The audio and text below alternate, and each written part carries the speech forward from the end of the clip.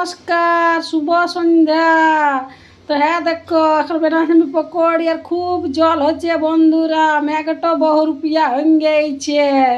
কখনো রোদ এমন বলছে দেখে যা রোদ, আর জল যখন হচ্ছে তখন বলছে দেখে যা জল। হ্যাঁ দেখো, যখন রোদ হচ্ছে তখন একদম রোদ এমন যে মুখটা পুড়িয়ে যাবে। আর হ্যাঁ দেখো, এখন জল হচ্ছে তো মনে হচ্ছে এখনই বাড়ে চলে আসবে। সেই জন্য আমি ভাবলাম ব্যাগটার তো বহুরূপিয়া রং হচ্ছে, হোক তো আমিও অল্প খেয়ে এলি ভালো করে কিছু বানাই। তো হ্যাঁ দেখো, এখানে বানাচ্ছি আমি পকোড়ি মুরগির মাংস। তো হ্যাঁ দেখো, মাংসটাকে ভালো করে সেনিয়ে শুনিয়ে রেখেছি, আর এখন ঘুম পাড়া রেখেছিলুম আধা ঘন্টা। আর হ্যাঁ দেখো, তার সঙ্গে অল্প জনলার পাউডার নিয়ে নিয়েছি। ওই যে জনলার পাপড়গুলো থাকে না, ওটিকে ভালো করে দরদরা করে পিষিয়ে নিয়েছি, বেশি পিষি নাই। তো চলো পকোড়িটা বানালি। একটি করে মাংসটাকে উঠা নিচ্ছি এমনি করে দেখো।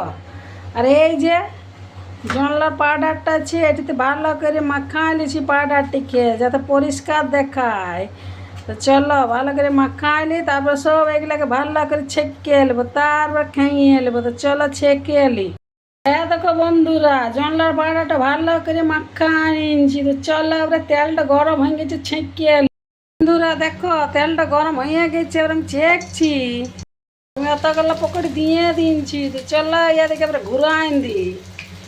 বন্ধুরা ঘুরান দিলুম, একটু ক্যাপসির মাছি হইল। ক্যাপসি গরম হয়, ক্যাপসির মাছি অল্প কালো হয়। এই যে চিকেন পকোড়িটা বনে গেছে দেখো।